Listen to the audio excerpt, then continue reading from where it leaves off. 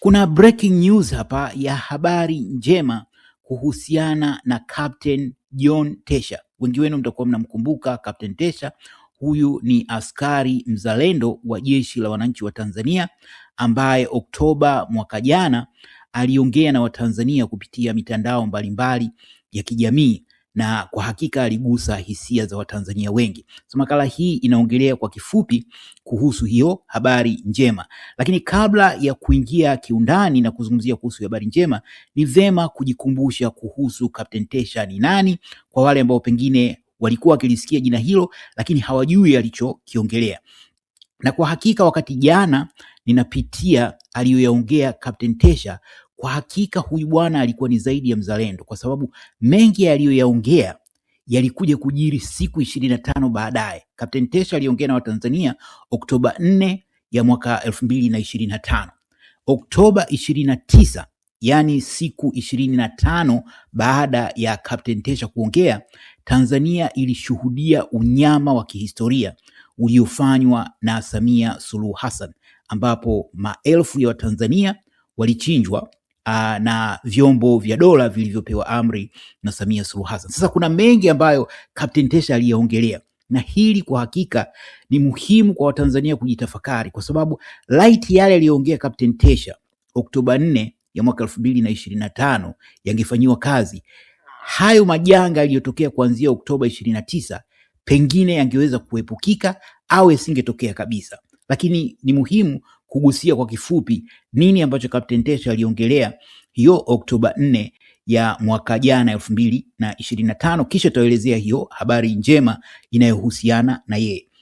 Kwa hiyo kwa kifupi, katika hiyo hotuba yake kwa taifa ambayo iligusa hisia za wengi, Captain Tesha alizungumzia kuhusu hali ya taifa, na alieleza kwamba taifa lilikuwa katika hali mbaya na lilikuwa limefikia katika hali ya hatari, na akaeleza kwamba aliwahi kuongea na mkuu wa majeshi kumfahamisha kuhusu yaliyokuwa yakiendelea katika Tanzania, lakini hakujibiwa chochote na mkuu wa majeshi. Sasa tunafahamu kwa nini mkuu wa majeshi hakumjibu Captain Tesha, kutokana na yale yaliyojiri Oktoba 29, ambapo wakati wa Tanzania wengi wakilitegemea Jeshi la Wananchi wa Tanzania lisimame upande wao, likaishia kuachia wengi wa wananchi wakiuawa, na baadhi ya askari wa jeshi hilo walishiriki kuwachinja wa Tanzania. Lakini kibaya zaidi, mkuu wa majeshi ambaye hakumjibu Captain Tesha alipomwelezea kuhusu hali ya nchi ilivyo, alijitokeza na kulaani wananchi wakipigania nchi yao.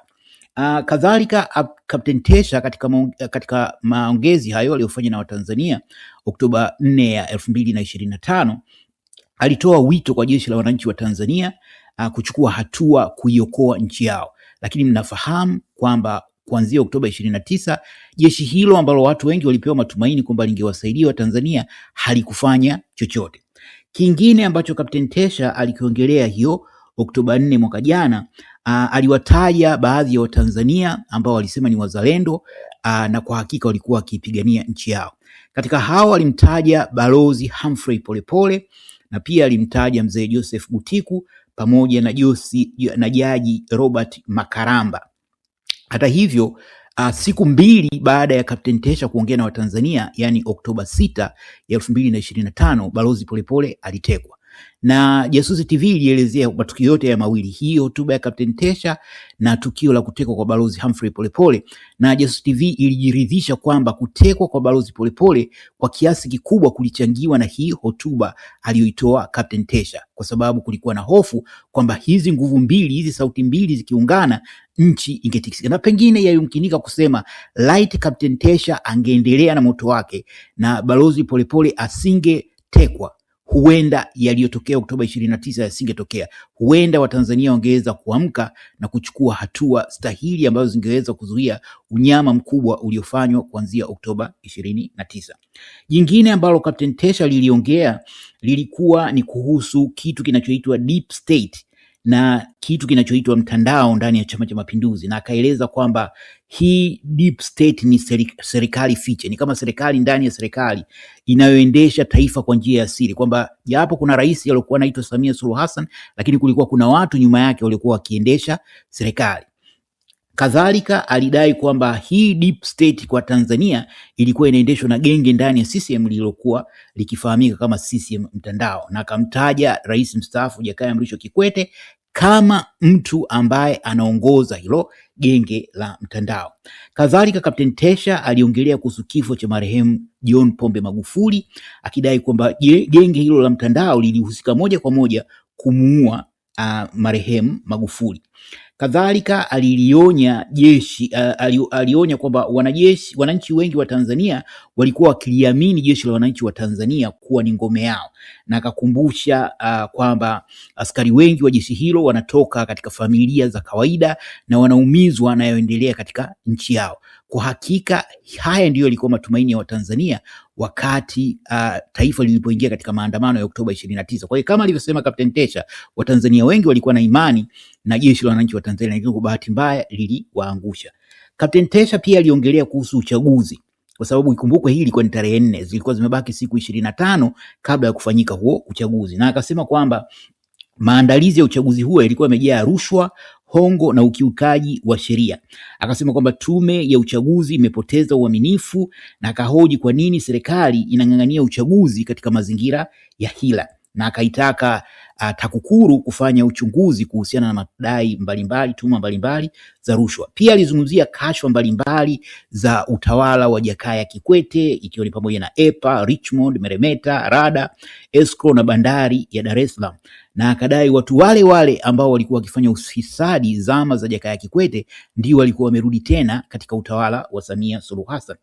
Kadhalika alitoa tuhuma nzito dhidi ya Abduli, mtoto huyu wa Rais Samia Suluhu Hassan, ambaye taarifa sasa zinaeleza kwamba ndiye mkuu rasmi wa idara ya usalama wa taifa. Lakini pia alitoa pia tuhuma dhidi ya Ridhiwani, mtoto wa Kikwete, Jakaya Kikwete, na akadai kwamba hawa wote wawili ni wanufaika wakubwa wa mikataba mbalimbali ya serikali. Vile vile alikumbushia matukio ya mwaka 2025, matukio ya mwaka uchaguzi wa 2015, ambapo anadai kwamba afisa mmoja wa ngazi za juu jeshini alinyweshwa sumu kwa kukataa kukiuka katiba.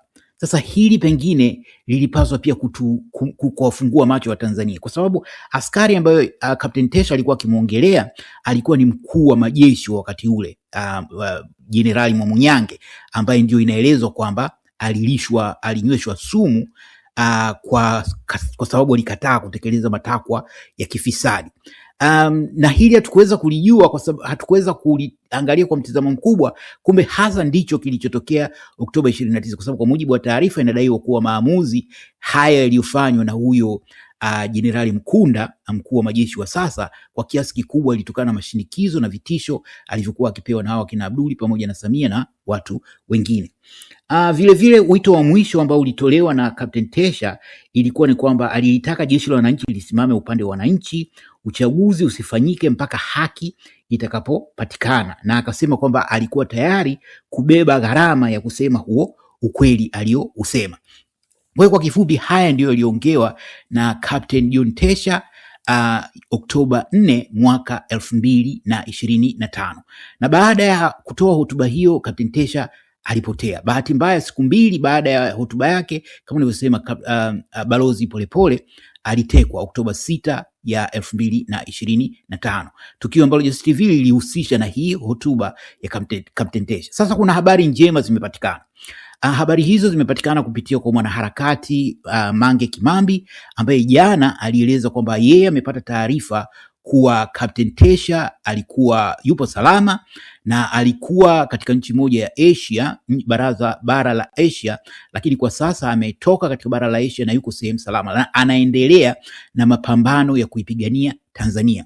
Hata hivyo, Mange alisema kwamba hawezi kuongea kwa undani kuhusiana na hayo kwa sababu yatawanufaisha CCM. Lakini hii ni habari njema, kwa sababu kwa upande mmoja watu wengi walikuwa na hofu kuhusiana na usalama wa Kapteni Tesha.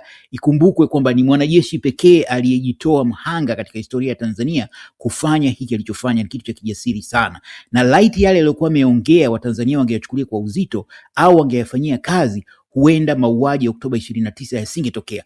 Kwa bahati mbaya, sio yeye tu, hata yale ambayo Balozi Humphrey Polepole, kwa sababu kabla ya kukumbwa na janga la kutekwa Oktoba 6, 2025, Balozi Polepole alikuwa akiongea na Watanzania kwa takriban siku 90, takriban miezi mitatu, akiwaeleza mambo mazito kuhusu nchi yao, akiwaeleza hatari ya uchaguzi kufanyika katika mazingira yaliyokuwepo na nini Samia angekuja kufanya huko mbele.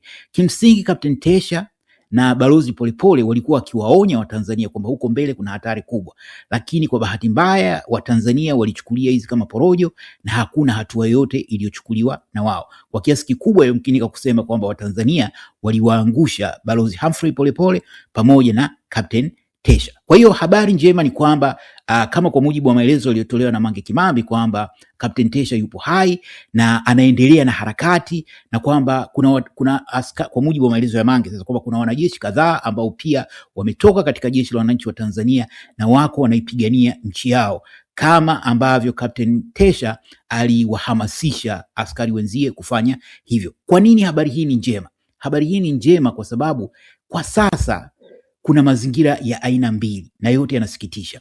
Kwa upande mmoja kuna Watanzania ambao ni wahanga wa yaliyojiri Oktoba 29. Kwa bahati mbaya idadi kubwa ya Watanzania ni kama wamekubali kwamba kilichotokea Oktoba 29 kilikuwa ni stahili yao. Juzi huko Mwanza kulikuwa na tamasha limefanywa na msanii mmoja wa Bongo Flava.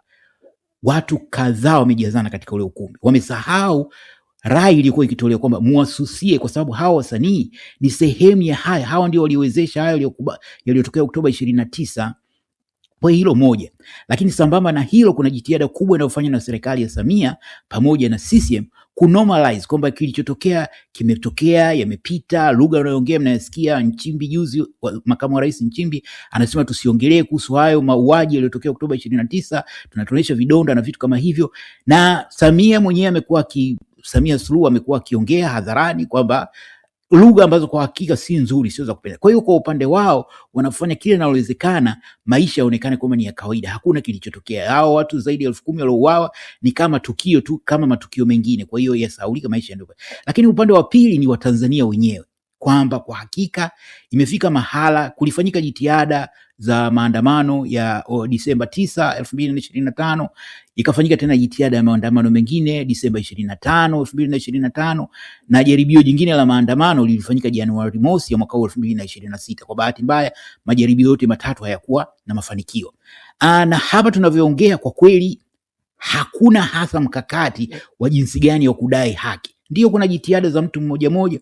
Kwa bahati mbaya swala hili limekuwa kama ni la watu fulani. Watu kama Maria Sarungi ndio walioachiwa jukumu la kutafuta haki ya mamilioni ya Watanzania ambao ni wahanga wa unyama wa Samia Suluhu Hassan. Kwa hakika watu wengi wamekalia kimya. Angalia hapa YouTube, na hata mahudhurio pengine kwenye chaneli hii yalipaswa kuwa makubwa zaidi ya yalivyo, kwa sababu pengine ni moja ya chaneli chache ambazo zinazungumzia masuala haya. Kwa idadi kubwa ya channel hapa zinazungumzia mambo ya machawa na vitu kama hivyo, lakini hatuwezi kuwalaumu sana kwa sababu mmeshasikia kauli za Bashite kwamba hakuna ruhusa ya kuzungumzia masuala ya serikali bila idhini ya serikali. Kwa hiyo kadri unavyokwenda huko mbele, hata haya madogo tunayoongelea yatakuwa hayasikiki katika vyombo vingine vya habari. Na hata hii habari ya Captain Tesha ni nadra kuikuta katika vyombo vingine vya habari kwa sababu wanaogopa kuchukuliwa hatua na serikali. Kwa hiyo ndio maana hii taarifa ya Mange kuhusiana na Captain Tesha ina uzito mkubwa, kwa sababu ni miongoni mwa habari chache za kutia matumaini tulizokuwa nazo kwa sasa. Matumaini ni pamoja na hiyo labda kesi ya ICC,